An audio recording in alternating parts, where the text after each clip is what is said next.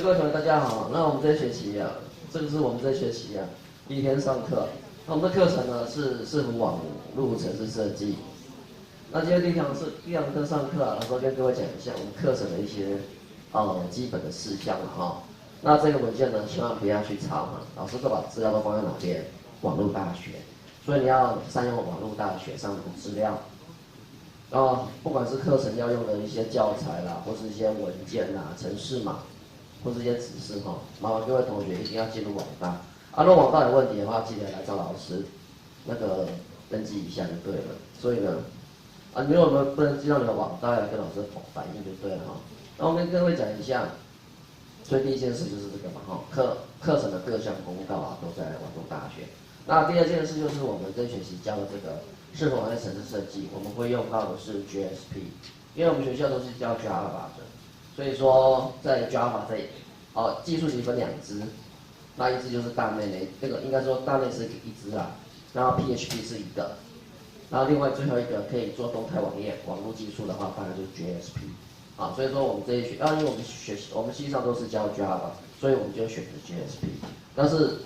不论如何，虽然是我们用 JSP， 但你学完 JSP 之后呢，你也可以把相同的概念呢应用到哪边？应用到 PHP 啊，或是 ASP 上面去，或是大内的那个 C#， 或是 VB 大内都可以。那这本书是一个不错的书啊，都出到第4版了。这个课本的话，我看一下这边有没有。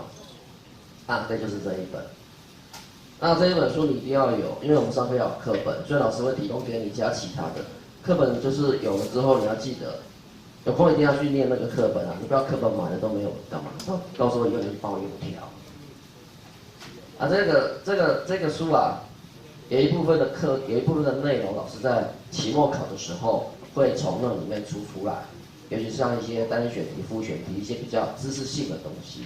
所以那个课本一定要有就对了。那适当的时机，老师会跟各位解释一下，哪一部分就对了。那课堂上因为我们其实都是主要是写程式啦，所以麻烦各位同学一定要带一支随身碟，就是备份。那最重要的是说，你每次离开的时候不要忘了，要把你的随身碟带走这种随身碟遗失随身碟这个事，几乎没有一次不发生的。那这下面是我们的课务规则。这个其实难听的东西你都很知道我要讲什么了，可以自己看一下。这个成绩的算法呢，我们这一堂课成绩算法其中的老师会给你一个笔试，笔试的内容就是上课会提起来重点和课本的内容就是单选跟复选的，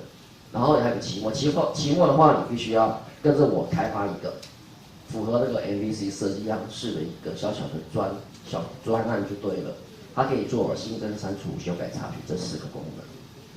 那平时成绩部分的话，就是一般的小考我们常常会有小考，然后有时候会有作业这样子，然后剩下就是点名